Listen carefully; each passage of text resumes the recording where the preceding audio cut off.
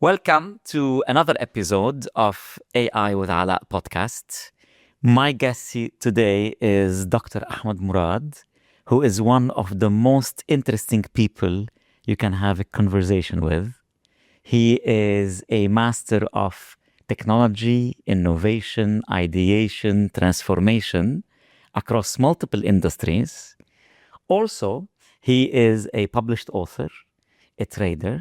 He climbed Mount Kilimanjaro, and he is an avid cyclist. Dr. Ahmed, welcome to the podcast. Thank you for having me, Alaa. Happy to be here. It's our pleasure. Tell us a little bit for the few of our audience who don't know you, because we have a lot of common friends in the market and on social media. Tell us a little bit about yourself and your record. Look, I'll probably start with the professional side of it. So I went into IT early on in the 90s, mainly because of, interest in technology and obviously the impact of technology, be it on, career and progress, but also, on a society as a whole. And I've been in technology in different industries since then. So I've done research and development, a bit of manufacturing, lots of telecom, healthcare, and obviously lately FMCG and a bit of retail. That's on the technology professional side. Over the years, I've also became, investors, largely passive, mainly in real estate and in the stock market. And maybe that's, where the book came about. And, I enjoy life. I try to balance or integrate life, if you wish, with what I do. And therefore, that's my passion when it comes to, cycling or, climbing mountains or doing activities that involve basically people and nature. So amazing. You've been at the heart of technology, transformation, innovation, and ideation in the region. But most interesting to me is across multiple sectors. It's very rare that I find someone in our sector or in our domain in technology who has had experience and visibility with healthcare, with insurance, with telecom, with government, with retail, with FMCG. I mean, you were part of the biggest names from Johnson and Johnson's to now Transmed. You lead the technology in Transmed. Which one is the most difficult to transform? Look, I think all of them have, their own challenges and obviously opportunity. You can argue the highly regulated industries are probably the difficult to transform. So that's where probably also the biggest opportunity also lie as well. I wouldn't say one is probably much more difficult. It just, the journey of it is a bit different. But all, have been very fulfilling. I think I had an intentional focus in actually working across different industry. So in a way it was designed, if you wish, because I felt if you stay within the same industry, yes, you gain a lot of knowledge and, expertise and so on, but you're still not, fully exposed to the full potential of what you could potentially learn and gain, and also what you could potentially, give back. And I've been, lucky, I've had the opportunity, as you rightly said, to work with, some of the largest organizations and in different continents and in different, obviously, countries, from Canada all the way to, places like Nigeria, Algeria, Saudi and UAE and I've had the opportunity to lead organizations and teams across multiple, not only industries and sectors, but also region. So Europe, Middle East and Africa as well. But as I said, I mean, they all have their own challenges and opportunities, and I've always, enjoyed doing that. Awesome. Tab, is there a common playbook that you follow once you want to start a transformation initiative inside one of the companies that you're leading? Does the playbook differ if you're in telecom versus healthcare versus FMCG and retail versus government? Or are the general rules the same with few different details? I think the playbook, at large, I think it's almost the same. I mean, I usually start by understanding what the business is all about. So the core, value proposition that the business actually offers the customers or the partners or the suppliers or the people that actually get value out of the offering that you provide. I spend a lot of time on the ground. So, for example, in the case of my current role, I tend to spend a lot of time in the markets. So going to, the modern trade and the traditional trade, jumping on a van to understand how do we, cater to the traditional trade, going, spend some time, in the supermarkets to understand, one, how the business is actually delivered, but at the same time, how technology can actually play a role and so on. So I spend a lot of time understanding the business before I start, applying technology or, transforming the business through technology. And it's much easier in certain industries and businesses versus others. So telecom, for example, you can spend a lot of time with your enterprise partners, but enterprise customers, but it's very hard to actually spend some time with your consumer customers, as an example. But largely the playbook starts with the business, the customers, and also working closely with the technology partners on how we can actually transform the business. Yeah, I like that you put business at the center. You put business first, because I have a lot of clients who sometimes ask me, "Hey, Alaa, how do we get AI?" And I invariably always answer, "For what? Let us not start by technology forward. Let's think business backwards. So let's start from the business, define the business problems, and work backwards from there.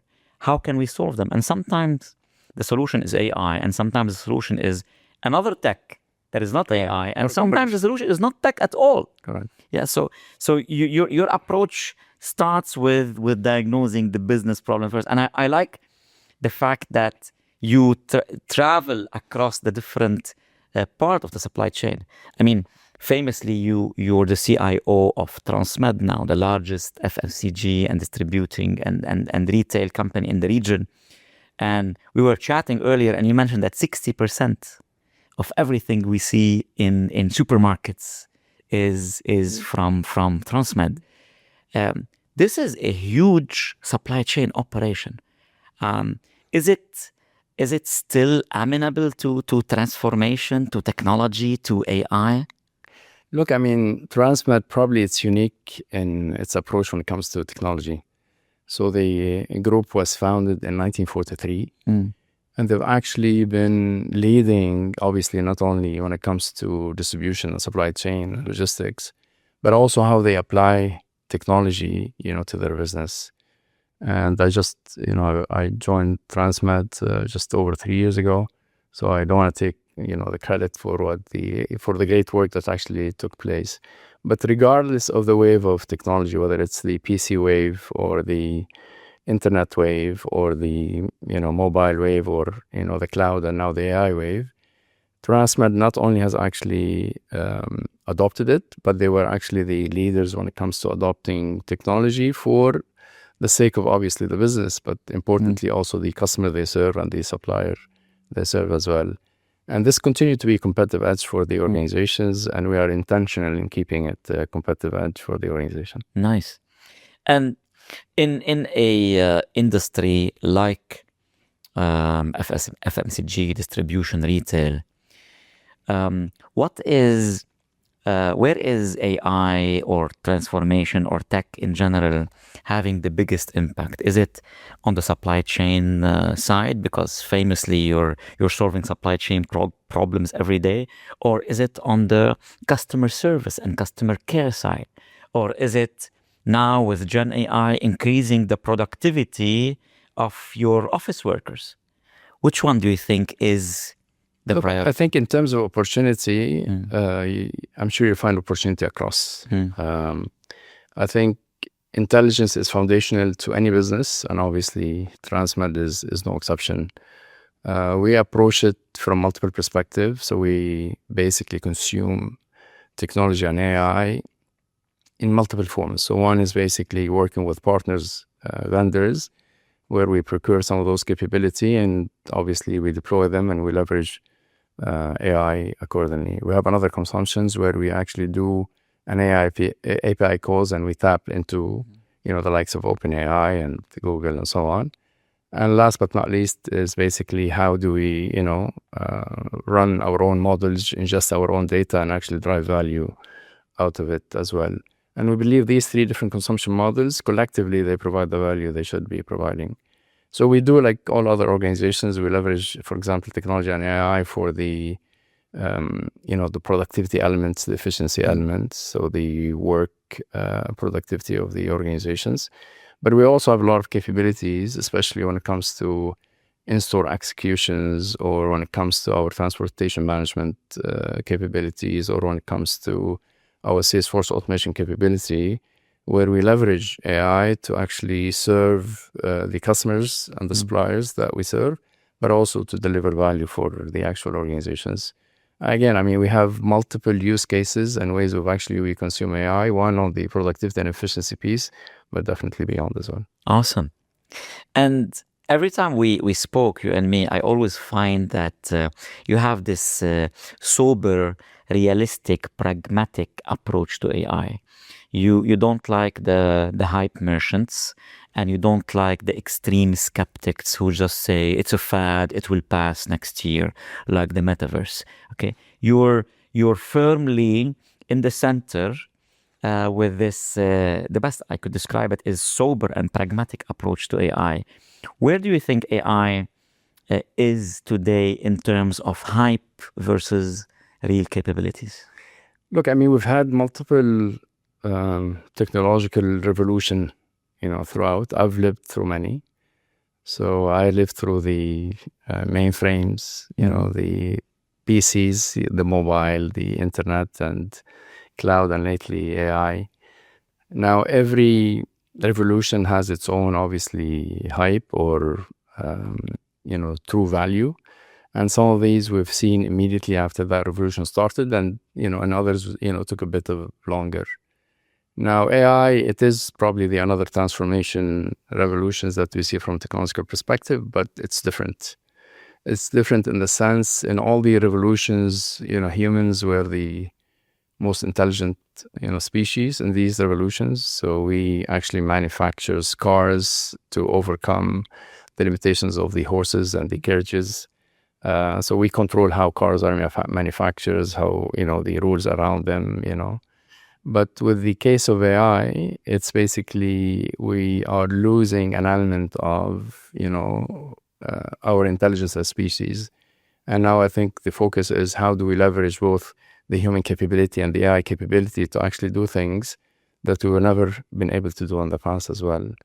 So in a way, it's much, much different. I'm a true believer in the capability of AI, but I think like any technology, it's not deterministic, and it's up to us to actually, maximize its value and make sure the risk associated with it are not, materializing in one way or another. So I would like to challenge you on the fact, on the statement that we're losing some of our thinking to the machine. I was reading someone on LinkedIn who said, don't outsource your thinking, don't outsource your understanding to AI. Outsource the tasks, outsource the work. I don't think that it's inevitable that we're going to start thinking less and less in the age of machines that can think more and more. I think it's a choice. What do you think? Look, I don't think we lose our thinking. If anything, I think it's going to elevate our thinking. So if I said we're losing our thinking, I think that's not the right statement. So AI will definitely elevate our learning. It will definitely elevate our craft, if you wish. And it will definitely elevate our purpose, and therefore the value you can actually provide as well. By itself, as I said, it's a great technology to adopt and acquire, and we should not be afraid of it. And in the camp that we should not teach fear. If anything, we should embrace AI, but at the same time, we need to embrace it responsibly and with high level of integrity and ethic as well. So I'm excited about the opportunity, but at the same time, we need to be cognizant about the challenges and so on. So the fact AI can actually augment what we do and potentially allow us to do things that we've never even imagined we can actually do them as a human being. That by itself is quite exciting. Yeah. I'm curious, how do you use it on the personal level, not as a CIO? Yeah. How do you use it how did it change your daily routine, if it had changed your daily routine in the past 3 years? Look, I'm not quite sure if it changed my daily routine, but definitely it changed how I do things for sure. I think I can use my time today much more effectively. I think the outcomes I generate by leveraging AI are much more impactful as well. I like to read. I like to write in some cases. I like to do a lot of research, be it when it comes to investment or other means and so on. I mean, there's so many ways that, I'm using AI today, be it on a personal level or, professional level, that otherwise, one, I may not have been able to do at all, or potentially I've done them, but with a lot of, pain and, time unnecessarily consumed and so on. So it has not only brought efficiency into what I do, but also it has brought in new ways of learning and knowledge that otherwise I wouldn't have access to. It's amazing for learning and knowledge.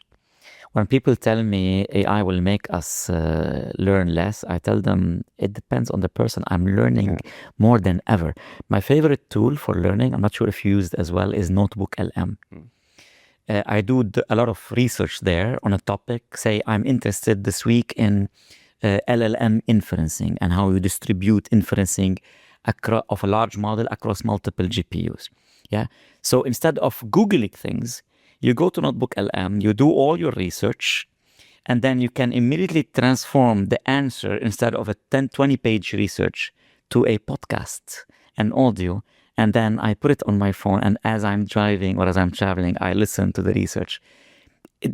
Consuming knowledge and learning something new has never been better. Yeah, absolutely. It can definitely amplify your knowledge in a way that you've never imagined before, for sure.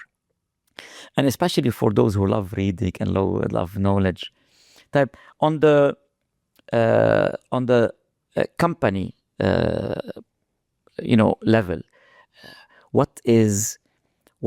How did you find that the do's and the don'ts of bringing AI into your organizations? What worked, what didn't work, and what were the biggest challenges that you find when you're trying to bring this new tech to the business, especially a traditional business? Yeah, absolutely. Look, I said, I mean, we're lucky at Transmed. We have a very, leadership team and a culture that is, very supportive of technology. And we've always been at the edge, throughout the history of the organization. And we've actually created an AI board with the objective to actually, one, increase the adoption of AI, but do it, as I said, responsibly and with a bit of guardrails. We also have the opportunity to actually discuss what are the greatest opportunities for the business and how do we actually maximize those opportunities, bring them faster, and make sure, we're able to scale them. We have 14 different markets, different business models across these different markets and so on. So we have the opportunity, if something works in one market, is to actually scale beyond. We also have champions within the organizations. We're running some hackathon in the second half of this year as well. So we have a full program when it comes to how do you not only adopt AI, but how do you, derive a lot of value out of it, not to, fall in the traps of many organizations who've actually adopted, but with not much, clear strategy on to derive value out of it and so on. And today we see its impact across, be it on the productivity side or be it on some of the use cases that I've talked about as well. There's a lot of excitement around it. One thing we're making sure it doesn't happen is we stay very compliant when it comes to the practices of AI. So how do we use data, especially, the data for the organizations, be it internal data or customer data and so on, and make sure we balance that excitement with, opportunity for our team to actually, still adopt AI, but adopt it, compliantly and with a lot of guardrails as well. With proper governance. Absolutely. Yeah. Data is always the main discussion.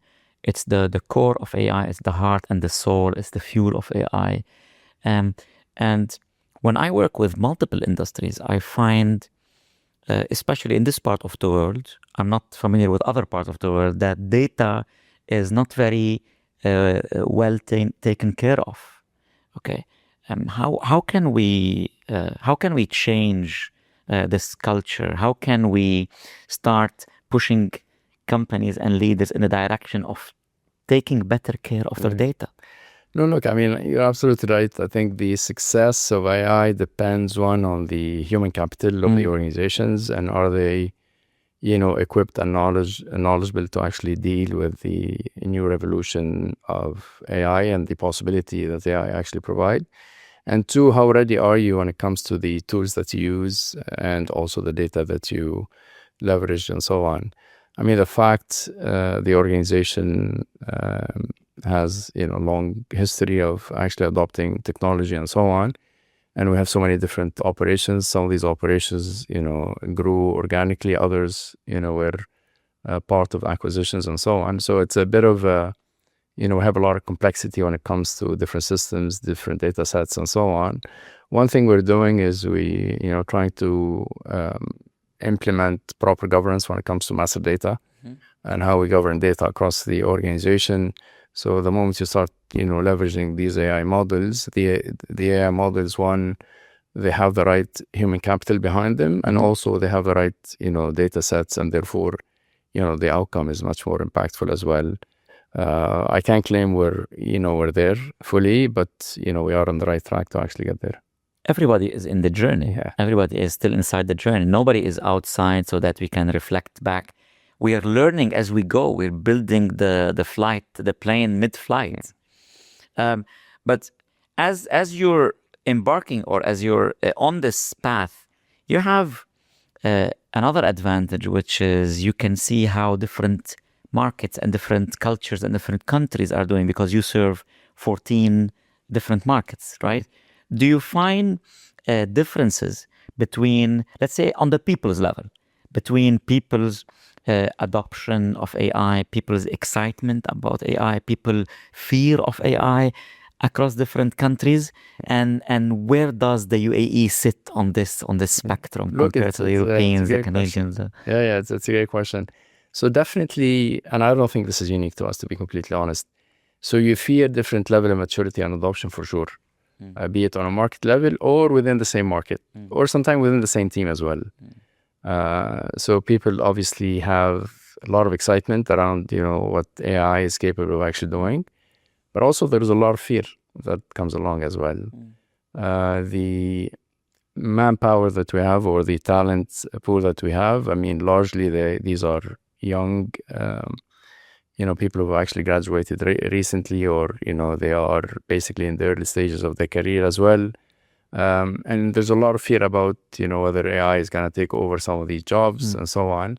I think those, the fear probably is not fully warranted, to be completely honest, because of the fact, we've had so many different revolutions, and every time, those technological advancements, they didn't take away jobs. If anything, they created more jobs than they've actually diminished those jobs.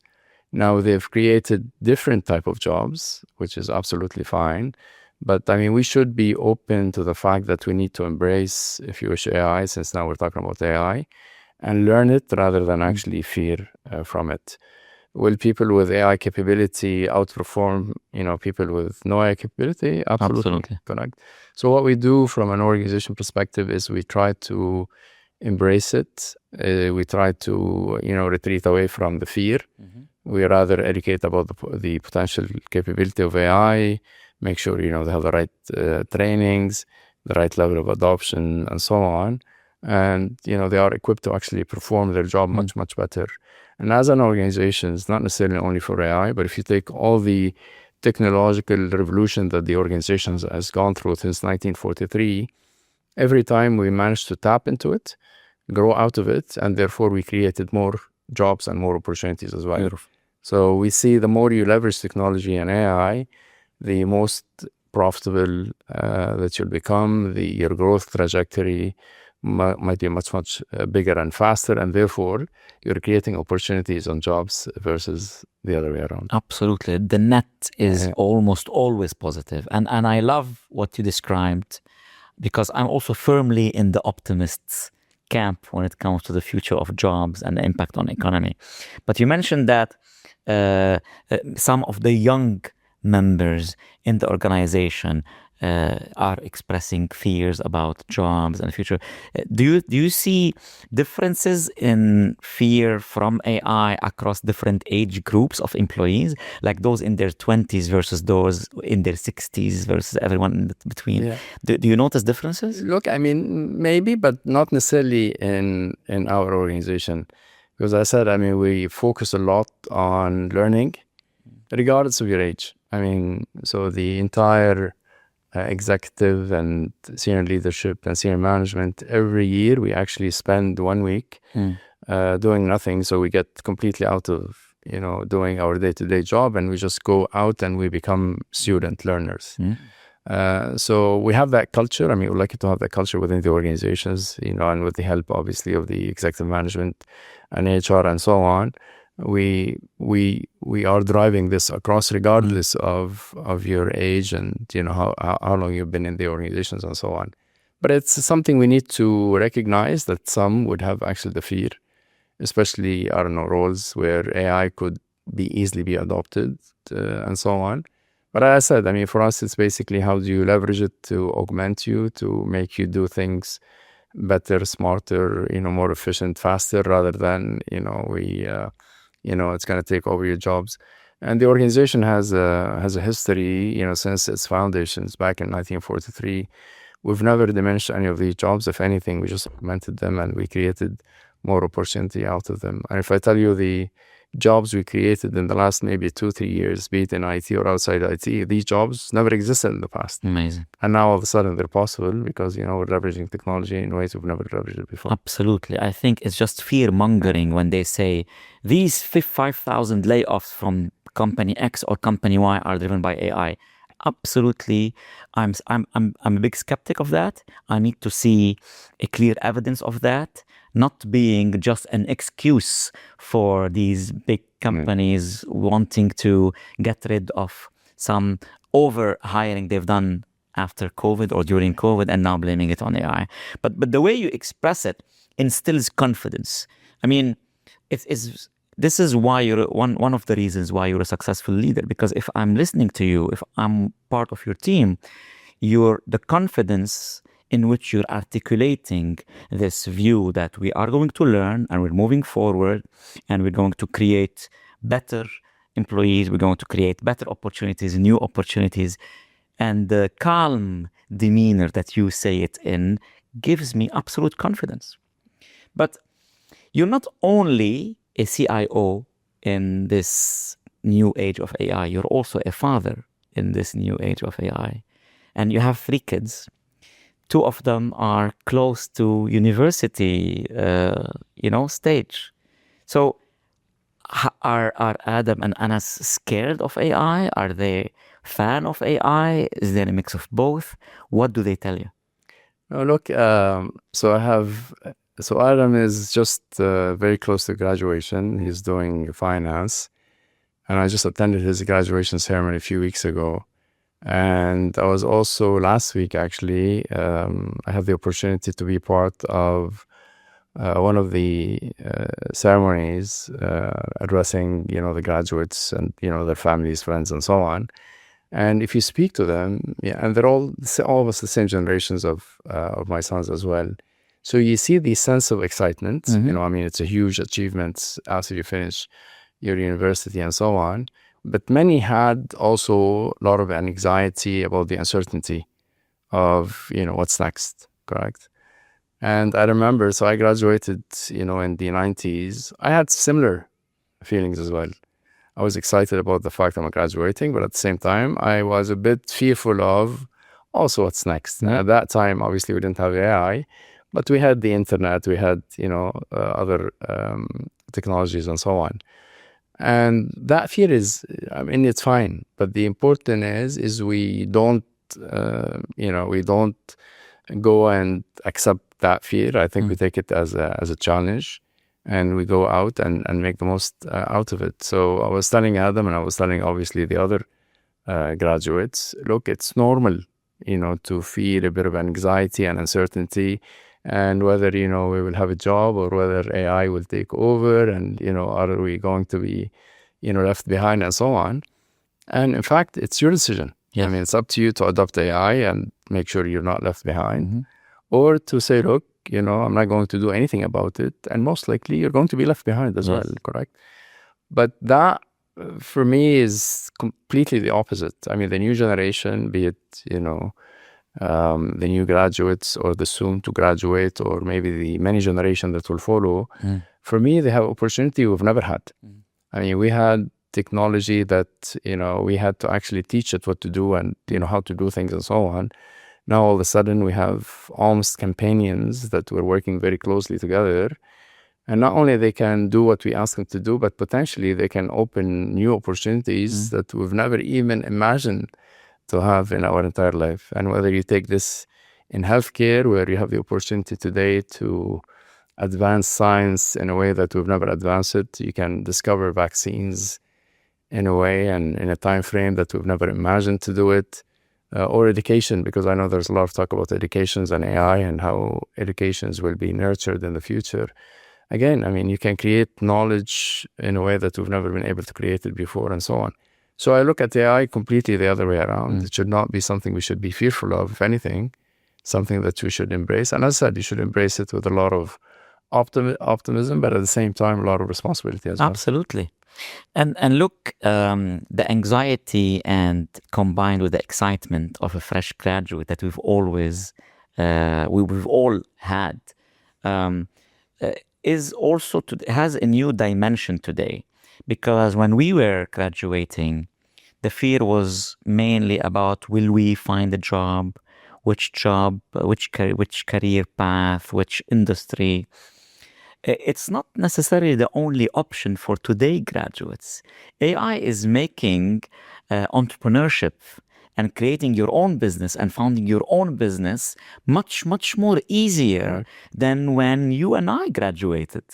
Okay? Do you encourage your kids to follow that path after they graduate, or do you encourage them to go and work in a corporate, and then for a few years and then try their hands at entrepreneurship? How do you guide these young minds coming up in the age of AI? Look, I mean, for me, whether you go into the corporate world or whether you go and become completely an entrepreneur on your own, I think the important thing is, what exactly are you doing, how meaningful that is, and whether you are actually, maximizing your full potential. And at the same time, whether, you are happy and, content at the end of the day. Because you can argue you could also do a bit of, you can become an entrepreneur within your own environment as well. So yes, I work part of, large group. I mean, we are a corporate at the end of the day, private companies that, we need to deliver certain objectives and so on. But I have a large platforms and space to also, innovate and think and become, in a way, entrepreneur within the ecosystem of the organization. So I don't push them into any specific, corporate environment or entrepreneurship, but I always say, look, just go out, be your best, make sure you leave a mark, and just, be happy along the way. Because, I mean, that's probably, the most important thing is, you have a, very fulfilling life. And now with AI, you can actually do so as well. Absolutely. I mean, I say the more we use AI, we should be happier. And if you're not happier, it means there's something wrong with the way you're using AI at the end of the day as well.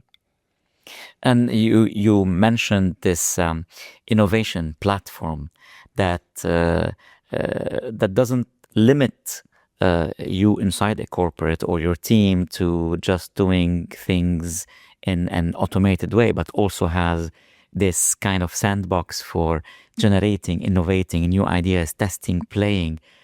You're known in the market for being a champion of innovation and ideation, and you've actually created a framework that we famously did together in the Catalyst Masterclass in UAE and in Saudi Arabia last year. Help us and our audience understand this, your ideas and thoughts about how can you bring an ideation and innovation framework and culture inside a corporate to avoid it becoming rigid and stale. Yeah. Look, it's not easy, especially with organizations that they've been used to doing things in a certain way for so long. And many of the organizations, obviously, they have objectives to deliver. Some of them, if you're a public company, obviously you have, a quarter objective to achieve and so on. But in totality, I think innovation and experimentation is a must if you really think about it. Some of them, they do it, but they don't do it intentionally, and they don't really have a framework of how to actually do it. And this is basically where, the catalyst or, the framework that we usually talk about is to help organizations to understand if there is an idea. Let's say you're driving to the office or you're taking the metro. By the time you reach your office, can you actually bring together a small, we call them a pizza team, because it's so small you can actually feed it with one pizza. Small team, that actually relate to the idea that you just, had while you're driving to the office or, getting to the office through metro and so on. Bring them together, say, look, what's the ideas all about? What are the different hypotheses or the assumptions? And can we test them quickly? Can we just, within a week or 2 weeks, get those assumptions tested and validated? If they are favorable, then we scale and we implement them. If they're not, we move on and look at the second ideas and so on. So the objective is to get that innovation, experimentation, ideation mindsets, and to have a framework of how do you define those hypotheses, how do you, generate the data around your idea, and how do you go out and test it quickly and, without really spending a lot of time and efforts into doing so. And you would be amazed how simple that framework is and how missing, that framework is. It doesn't matter which industry and which organizations you speak to. It's the startup mentality inside the corporate, the iteration, the experimentation. Correct. Don't fall in love with your idea. Be ready to pivot based on the evidence you're getting from the market. Right. But most importantly, keep spinning new iterations. Very few people are comfortable with this constant iteration. Look, corporate are used to the fact you have a business case. Yeah. You present that business case, and if your Excel or PowerPoint or your speech is eloquent enough, then most likely it gets approved. You get assigned certain budget to actually execute it, and probably spend on it, I don't know, a month or year or two, and later on to find out that that eloquent speech or that nice presentation or Excel, it didn't really mean anything.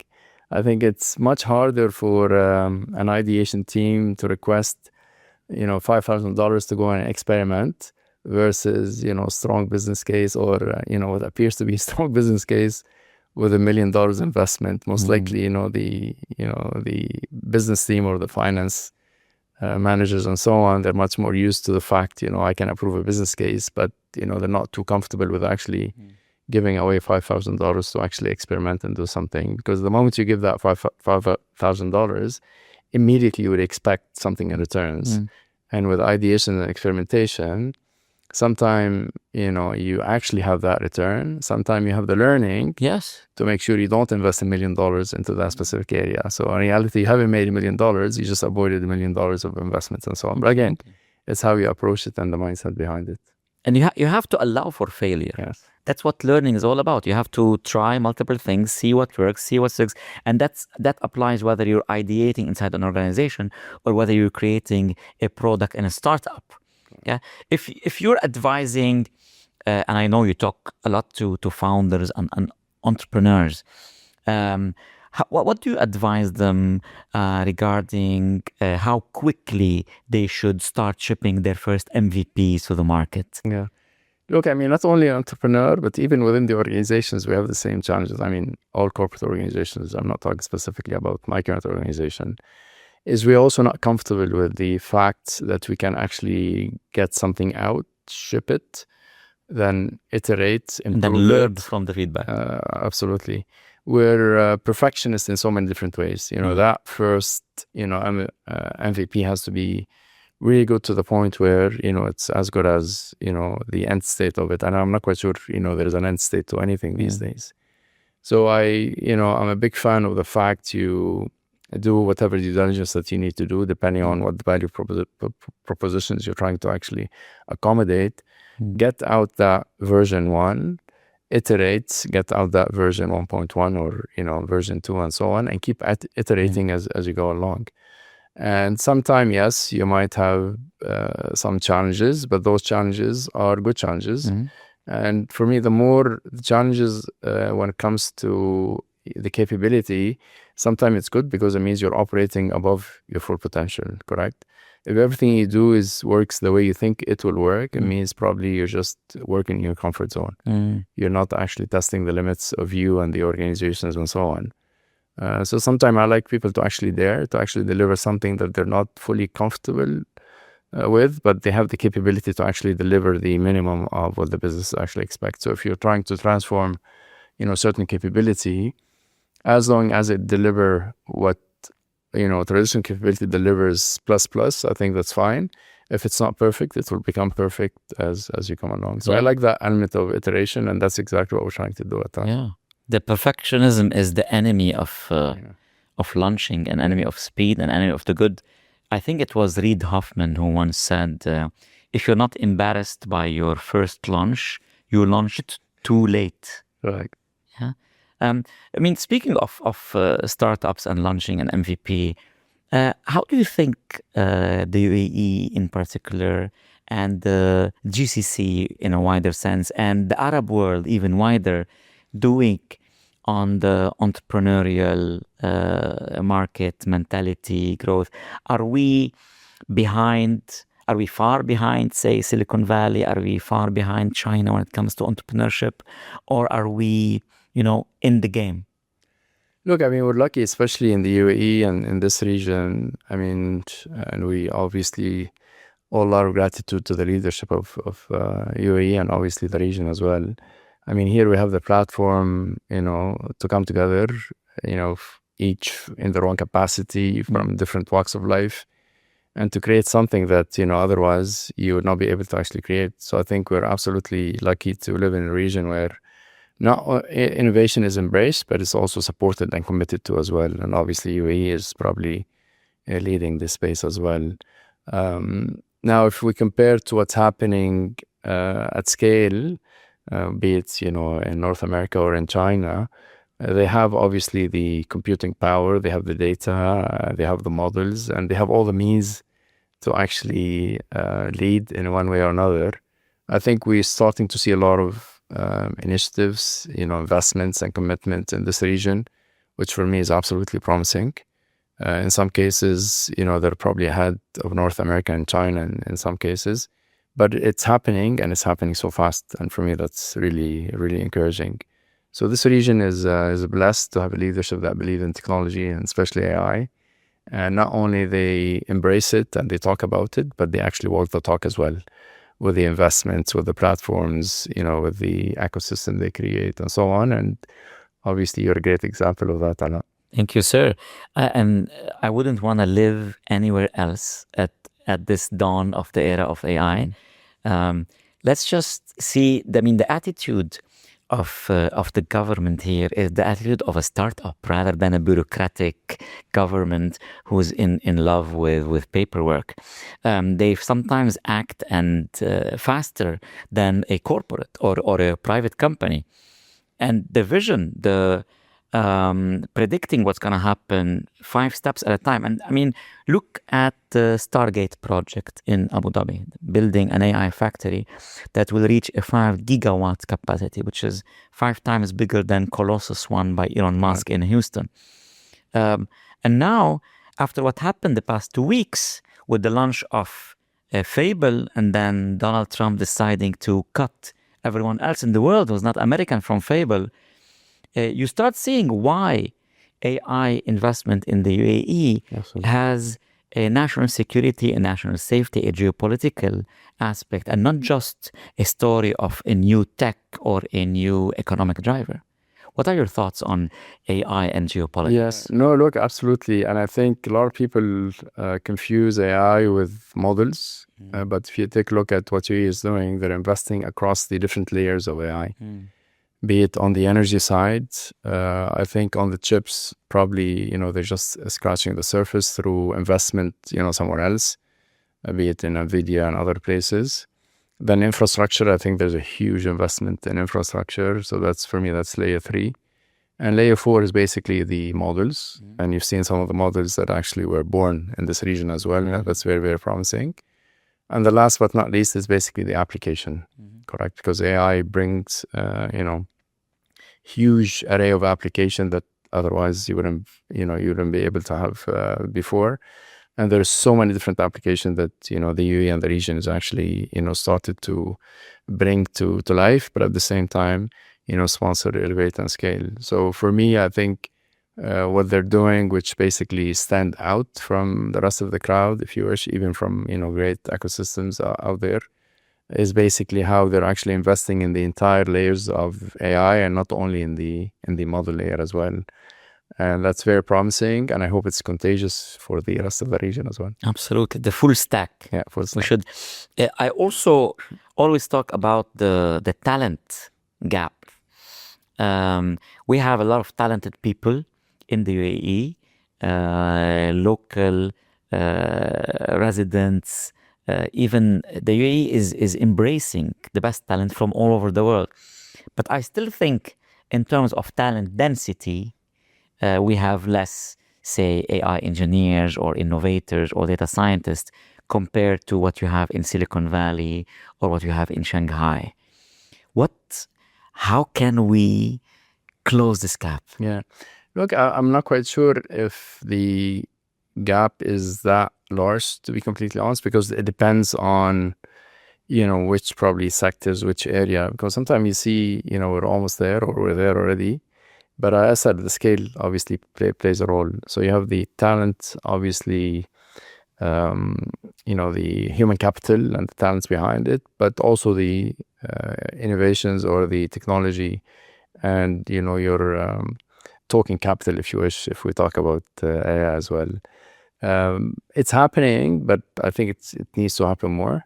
And I think we all have a responsibility to bridge that gap.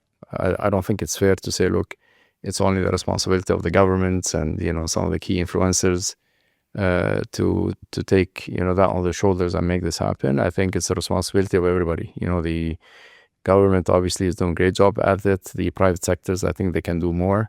But even as individuals, we have a responsibility to actually close that gap, starting by educating our kids on not to fear AI and actually to embrace it and go out and actually learn it, all the way to how do you, derive programs within the corporate ecosystems or the government ecosystems and so on. And I said, we're lucky that, we have a platforms and we have a leadership that actually, lead in this space. And all you have to do is just, follow their leads and, be part of it. Yeah. Everybody should play a role. Absolutely. I agree. And I'm going to add one more player that should also be considered in this AI story, which is academia, universities. You are famously very well connected in the academic circles, and you have friends and you advise to universities.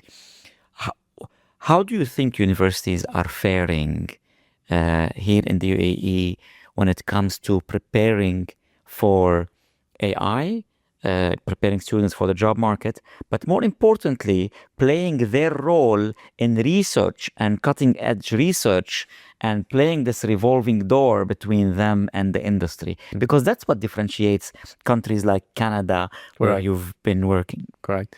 Look, I mean, again, I think on academia, also we see a lot of, good signs. Some of them are actually mandated by the government, is to bridge the gap between academia and industry.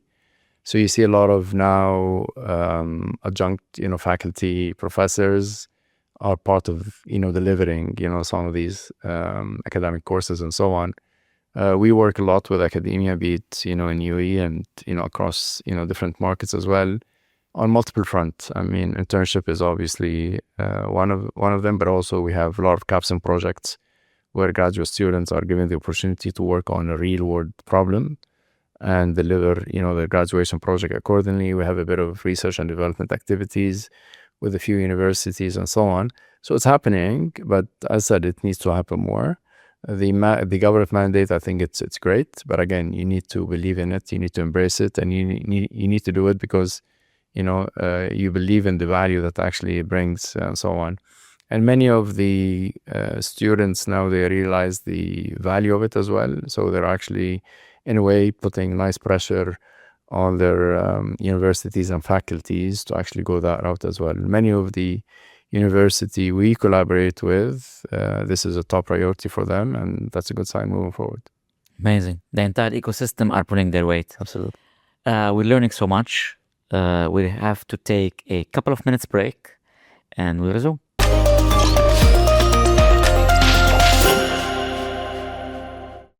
So I keep reading some of your blogs, and as I'm preparing for this interview, I stumbled upon a article you wrote on LinkedIn almost a year ago, Okay. which is Reflections from 30,000 Feet to the Wet Streets of Hamburg.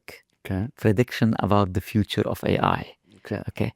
You might or might not remember this article from a year ago, but article aside, how was your outlook about AI a year ago versus today?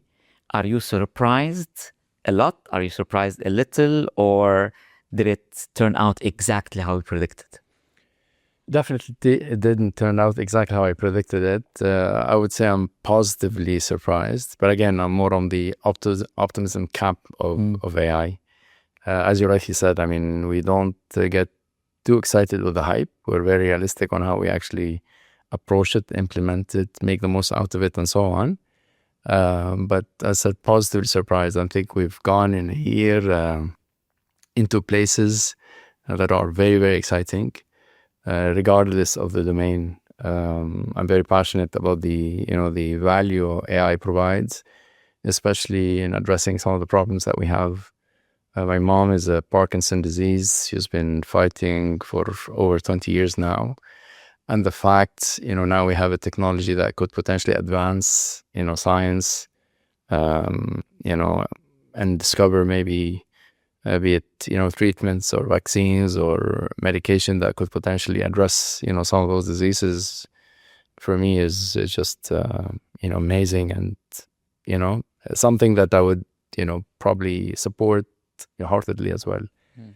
So it doesn't matter where you look, how you look, you'll see a lot of opportunities of how AI have actually advanced in the last 12 months.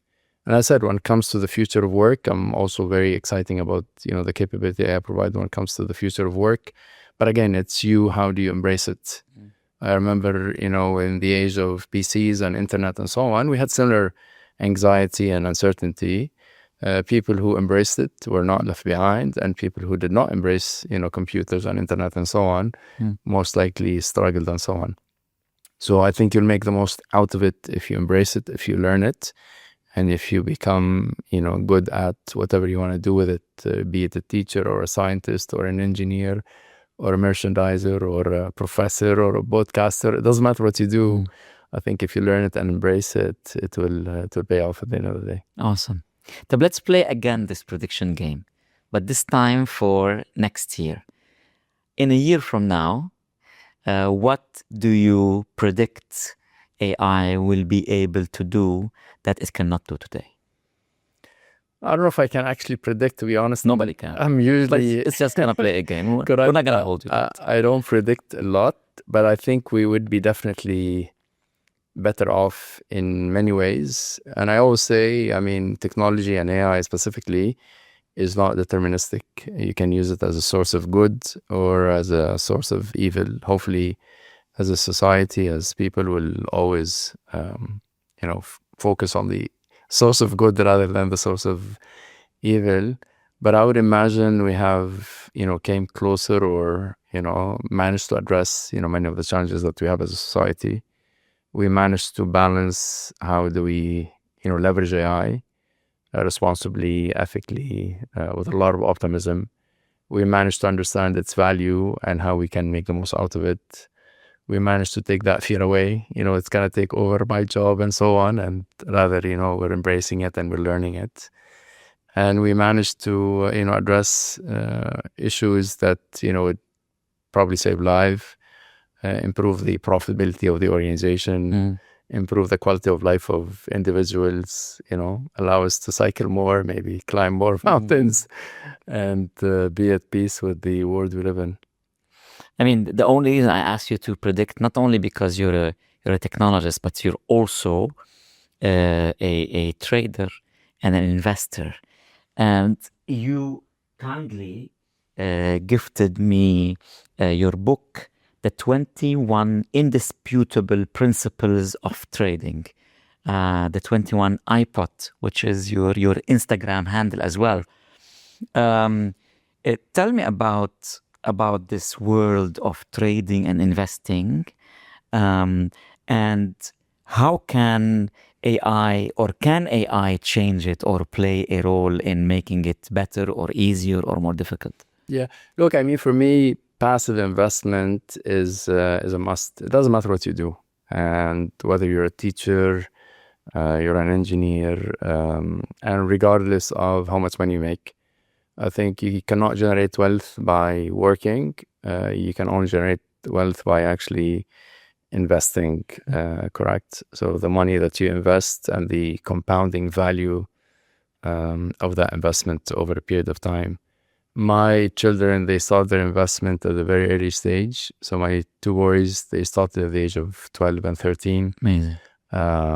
My daughter started at the age of 8. Wow. She just bought her first stock. Awesome. But again, I think, she was influenced by, her brothers and obviously the investment mindset we have in the family.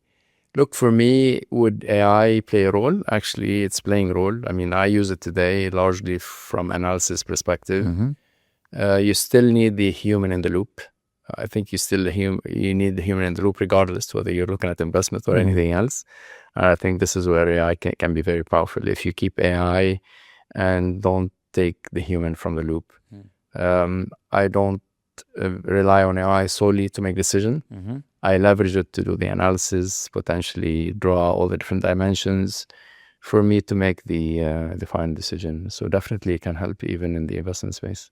The 21 principles are very foundational to anyone who wants to trade successfully and sustainably. But you wrote this book before the birth of generative AI and LLMs. Would any of the rules or principles change today? Or are they still exactly the same? Yeah, look, I mean, the principle in the book you can argue these are principles of life and they can apply also to AI. So one of the principles is the principle of participation. And we just spoke about if you don't participate in AI, you'll be left behind. So that's a good example of a principle you can actually apply. So you can apply it to investment because you need to participate if you're investing. You cannot just be not participate, Sitting on the fence. Correct, absolutely. So the same thing. I mean, you can apply the principle of participation to AI. You can apply the principle of mindset to AI. You can apply the principle of time and many others. Because I think we underestimate the impact of AI in the long term versus the impact of AI in the short term. I mean, I'm a long-term investor, so I don't measure things by, short-term windows.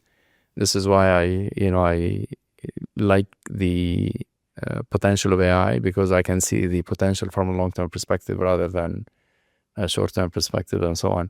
So you can argue many of these principles, not only you can apply them to AI, but you can also apply them to life in general. It's a life philosophy. Yeah.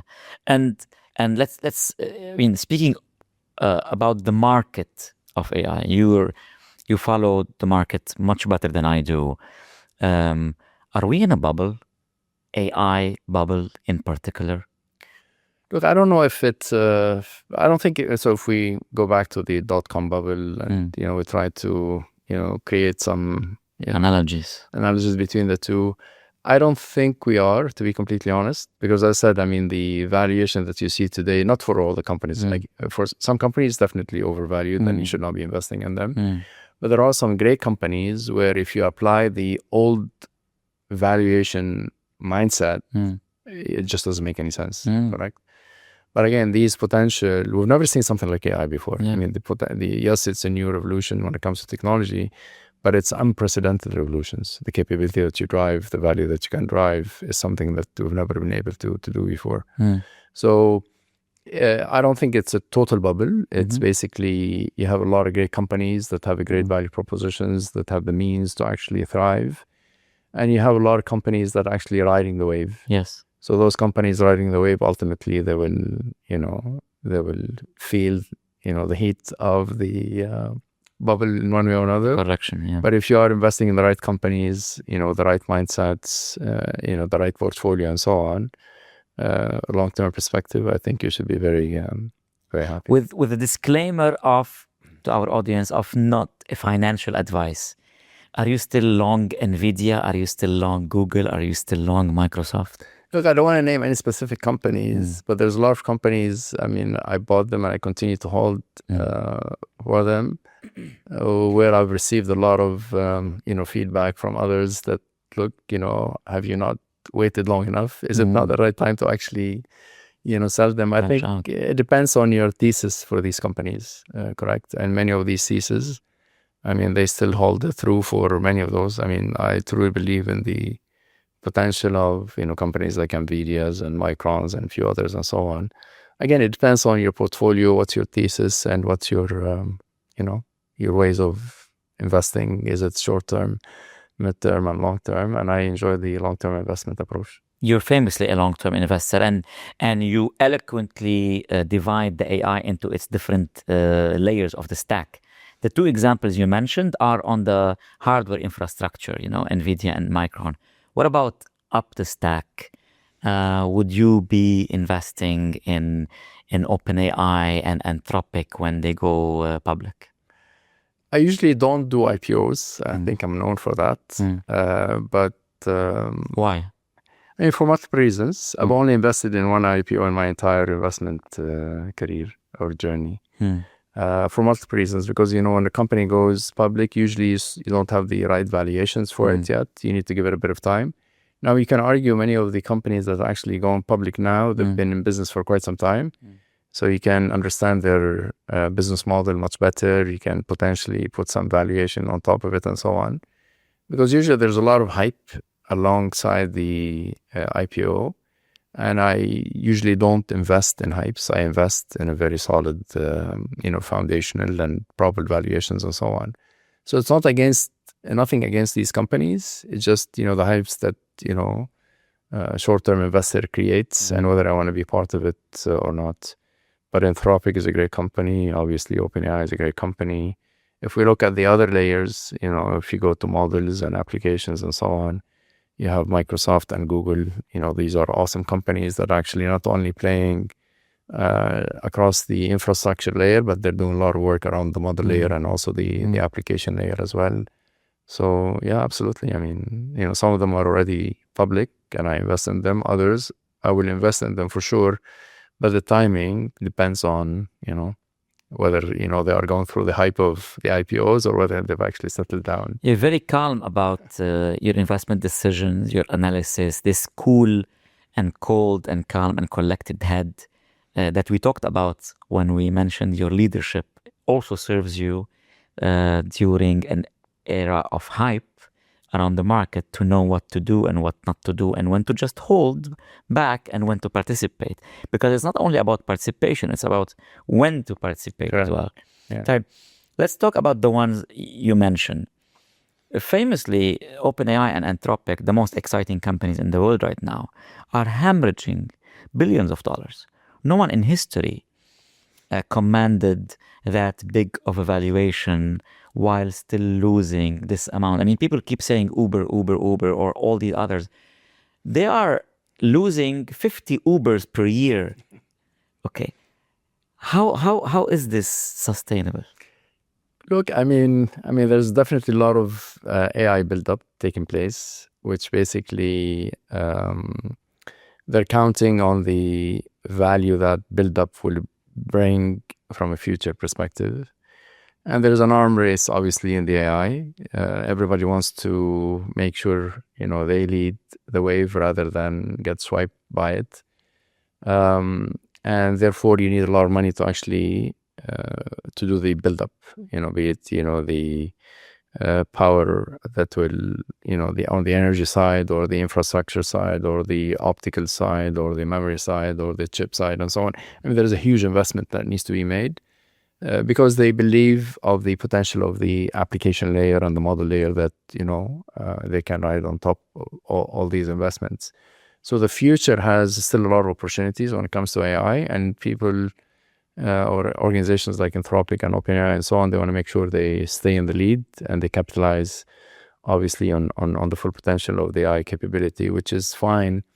But at the end of the day, I mean, there's always, from a investor perspective, it's all about earnings at the end of the day and the valuations and so on. So I truly believe in the long-term potential of these companies, but whether I want to be a participant in the short term of their IPOs, that's a decision that individuals needs to make. It doesn't take away, their value. I think just a matter of timing, no more nor less. And in the book, I mean, there's a principle of time. There's a principle of entry and exit as well. So I'm just trying to leverage the principles I usually follow. And I think OpenAI and Anthropic and SpaceX are no exceptions. Let's talk about SpaceX. What do you think about Elon Musk becoming the first trillionaire in history? I mean, good for him. I think it's, his leadership in so many ways has actually proven to work. And if you take a look at the capability that not only he delivers, but he inspires as well. So with the EV and how he inspired, the entire industry to move into that space. Now with his investment in the space and potential of that, I mean, that's huge. We just actually implemented Starlink in many of our environments. Starlink is amazing. Correct. I recently was on a flight to Scotland and they had Starlink on board. My God, that's life-changing. Correct. I don't want to travel ever again on a flight with no Starlink. Correct. So for us, look, it's not only obviously the speed and the experience, but also the business continuity it provides, especially if you have, I don't know, a fiber cut or, recently the development in the region as well. So now you are, more at peace with the fact, if you ever experience a fiber cut or any other, circumstances, you always have a satellite link where you can continue to do business like before and so on. So all these opportunities, if you don't have the, not only the leadership and the vision of people like Elon Musk, but also the guts to actually go and do it. Absolutely. Correct. So, it changes people's lives. Absolutely. So I'm going to guess that the same principles will apply. You're long on Elon Musk's vision, but you don't rush into the IPO. You're going to wait until it settles. Yeah, we had I guess correctly. Yeah, we had a long discussion so I had a long discussion with my kids as well, because one of them was keen to actually invest in the IPO. I didn't, obviously. He didn't end up investing. But the moment it popped up, he said, "Look, I told you so." Then when it started going down again, you told me so. So again, it just it depends on your style of investment. And as I said, for me, I mean, the more money you make or the more financially you become, you should see it in quality of life. So for me, I don't care what the company does over a period of a day or a week or a month. I look at the performance over a period of time, a year, 2, 3, 4, or 5, and over time, you're definitely better off. We have a saying that says you don't make money in the buying and selling. You make money in the waiting, basically, as well. So as long as you have great companies in your portfolio and you believe in the thesis of these companies, you should be fine.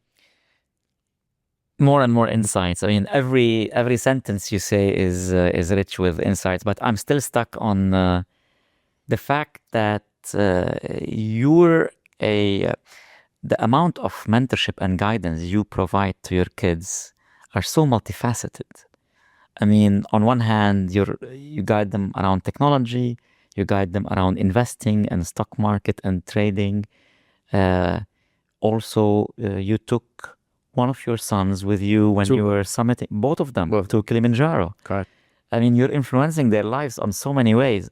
Tell me more about this Kilimanjaro experience from a personal challenge, but also from the father's point of view, seeing his two kids with him. No, look, I hope I contribute, to their growth, both on the human side and also on the career side. But I also learn a lot from them. They keep me on the edge. They keep me up to date with what's happening. They challenge, sometime, some of the talks I want to deliver, because I discussed that with them as well. They tell me, look, don't do this, try to focus more on this and so on. So I learn a lot from them as well, because, I mean, they represent the new generation. Yes. And it's very important to also stay up to date with that new generation. Kilimanjaro, look, I mean, I've always been interested in new challenges and new ways of actually experience life. And Kilimanjaro has always been on the list. They wanted to actually come along. I want them to actually come along because you want to experience this with your family as well. And I was happy that they said, yes, we want to do it alongside. I tried to bring my wife along, but I failed miserably, but hopefully the next time. It was a great experience because, I mean, it tests your limits on so many different ways, both physically and if you're spiritually as well. You get completely disconnected for the entire journey. You establish great relationship with the people who actually climb with you as well. You face a lot of challenges and you need to overcome them. Many of these are actually mental challenges, less than physical. Because to climb Kilimanjaro, you don't have to be the most fit. You need to be, it's a mental climb as well. And many who are basically physically fit, they probably get more challenged there than people like me. So it's a great experience. You recommend it? Highly. Yeah. And shout out to our con friend Rami from Life Happens Outdoors. We famously always invite Layla to ask the last couple of questions in the interview. Okay. So let's see what she'd have to do. Hi, Layla. How are you today? You're in a cozy. I'm right here, Alaa. What's on your mind? Tell me what you'd like to chat about. So we're in the podcast studio, and today, let me show you. This is Dr. Ahmad Mourad. He is our guest for today. You helped me prepare for the interview. And now I want you to ask him a question. But look, we talked about everything related to business and corporate and AI and startups and even trading. I want you to ask him something in the AI theme, but more philosophical, more deep, more meaningful, more human. What would you ask him? All right, Dr. Ahmad, here's a curveball. If AI could one day fully understand human emotion and purpose, do you think it would teach us more about being human, or would it show us what we've been missing in ourselves all along? I think that's a great question. I think it will do both. I think one, it will teach us more about how to be more human, how to be more empathetic, how to focus on the right things, and how to be, value creators as a human. But at the same time, it will open dimensions that we've probably never imagined or never thought of or never believed, they would be possible. So I think it will do both. What do you think about this answer, Layla? I think that's a thoughtful take. It's like AI is holding up a mirror and a telescope at the same time, reflecting our humanity while revealing new horizons. I'd say you got them thinking on both levels. A mirror and a telescope. I love it. طيب, Dr. Ahmad, what question would you ask Layla? I think I would ask, how do we, as leaders, whether corporate or government or any facets of industry we come from, and individuals, how do we take the fear of the future and the fear of AI and, help embrace more better world with AI? That's a powerful one. I'd say it starts with honest conversations just like we're having right now. Fear shrinks, buddy, when it's met with clarity and shared purpose. There you go. Awesome answer. Thank you. Thank you, Layla. And thank you, Dr. Ahmad. It was an amazing conversation. I always learn from you when we have our coffees with the boys. I always learn from you when I watch you on stage or when I attend your master classes and workshop. And today I got the chance and the privilege to learn from you one-on-one. Thank you again for spending your time with us, and thank you again for sharing your insights and expertise with our audience. Well, likewise, thank you, Awalshi, for having me. And same, I learn a lot from you, and I get inspired by the mission that you carry. And I wish you all the best. We're going to do this again, more and more. Inshallah.